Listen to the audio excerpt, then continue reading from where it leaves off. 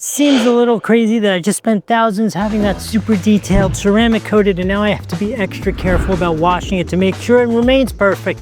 So it's time for its first bath, and I got these to make sure that it comes out looking beautiful like it is now. What do you say we talk about why that is? I'll clean it and we'll make sure it actually worked out.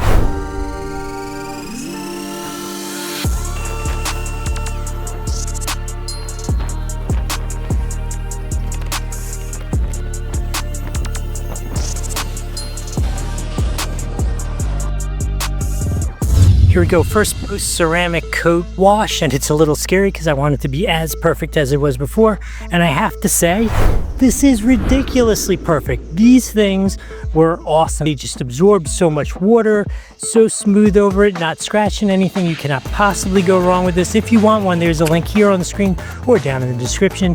Both of them work the same way. Neither one costs anything extra to use. By the way, use that hype feature below. It's really important for YouTube. Remember to like, subscribe, and comment if you have any questions about these, questions about that, or if you have some ideas for future videos, put them down there. Hope this was helpful. We'll see you in the next video.